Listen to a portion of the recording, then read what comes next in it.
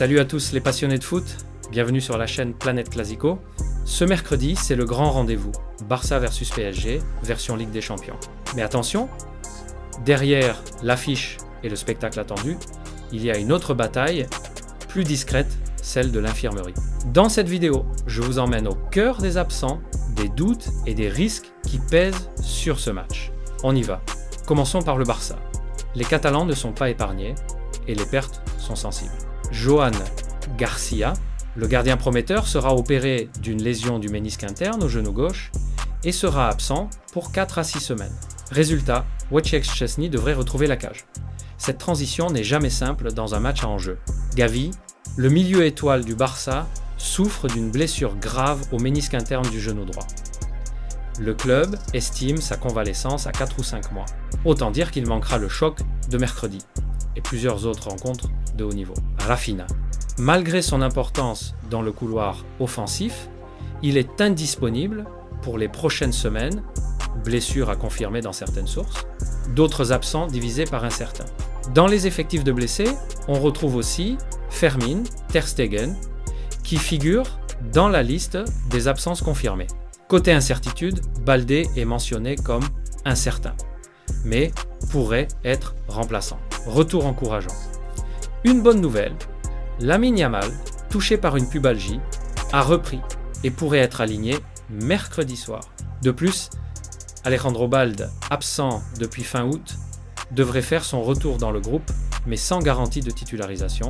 La charnière centrale pourrait manquer de repères si Araujo est ménagé ou incertain. Le remplacement de Garcia demande à Szczesny d'être immédiatement au niveau. Le banc sera sous pression. Les remplaçants devront répondre présent.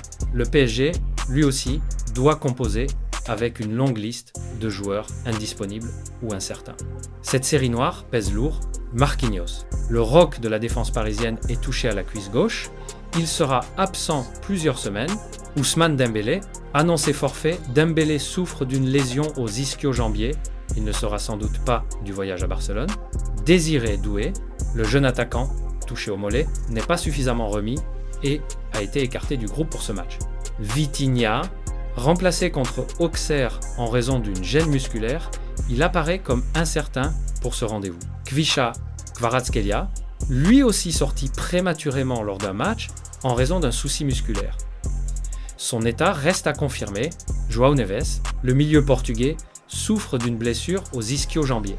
Certaines sources indiquent une estimation de retour le 1er octobre. Fabian Ruiz, il présente des douleurs musculaires et figure parmi les incertains. La charnière est fortement fragilisée sans Marquinhos, ce qui rend toute erreur très coûteuse. À l'avant, l'absence de Dembélé et de Doué réduit drastiquement les options offensives. Le milieu créatif est mis à mal si Vitinha divisé par Kvaratskhelia divisé par Neves ne sont pas dans un bon jour. Le staff parisien devra faire preuve d'ingéniosité tactique et de grande flexibilité pour compenser.